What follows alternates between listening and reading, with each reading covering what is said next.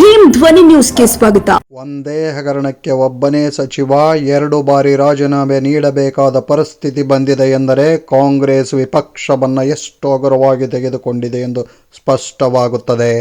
ನಾಗಣ್ಣ ಆಕ್ರೋಶ ಬಳ್ಳಾರಿಯ ಆ ಇಬ್ಬರು ನಾಯಕರ ಮೇಲಲ್ಲ, ನಿಮ್ಮನ್ನು ದಾಳವಾಗಿ ಬಳಸಿ ಬೆನ್ನಿಗೆ ಚೂರಿ ಹಾಕಿದ ನಿಮ್ಮದೇ ಪಕ್ಷದ ನಾಯಕರ ವಿರುದ್ಧ ಇರಲಿ.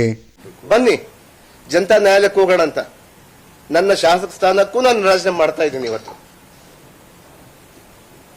ಬನ್ನಿ, ತಾವು ಸೋಕಾಲ್ ಲೀಡರ್ಸ್, ಬಳ್ಳಾರಿ ಲೀಡರ್ಸ್ ಇದ್ದೀರಲ್ಲ, ನೀವು ಪಕ್ಕದಲ್ಲಿ ನಿಂತು ಆರೋಪಿಗಳು ತಾವು, ಆರೋಪದಲ್ಲಿಲ್ಲ, ಆರೋಪಿಗಳೇ ತಾವು. ನಮ್ಮ ಮುಗ್ಧ ಜನರು ಯಾರು ಕೂಡ ಮುಗ್ಧರಿಲ್ಲ. ಇವಾಗ ತಮ್ಮ ಗೊಡ್ಡು ಬೆದರಿಕೆಗೆ ಯಾರು ಬೆದರದಿಲ್ಲ. ಇವತ್ತೇನು ಇನ್ನೊಂದು ಕೇಸ್ ಮಾಡಬಹುದು ನನ್ನ ಮೇಲೆ, ಇಡಿ ಸಿಬಿಐ ಮತ್ತೆ ಬಿಡ್ಬೋದು. ಅವರು ಎದುರಲ್ಲ ಸ್ವಾಮಿ. ನನ್ನಂತ ನಾಗೇಂದ್ರಗಳು ಲಕ್ಷ ಜನ ಇದ್ದಾರೆ ನಮ್ಮ ಬಳ್ಳಾರಿಯಲ್ಲಿ. ಬನ್ನಿ ನೋಡೋಣ ಅಂತ. ನಾನು ರಾಜೀನಾಮೆ ಮಾಡ್ತೀನಿ, ಇವತ್ತು ಜನತಾ ನ್ಯಾಯಾಲಯಕ್ಕೆ ಇಡೋಣ ಅಂತ. ನನ್ನ ತಪ್ಪಾಗಿದ್ರೆ ನಾನು ಸೋಲ್ತೀನಿ. ಇವತ್ತು ನನ್ನ ನೇರ ಸವಾಲ್ ಆಗ್ತಾ ಇದ್ದೀನಿ ನಾನು.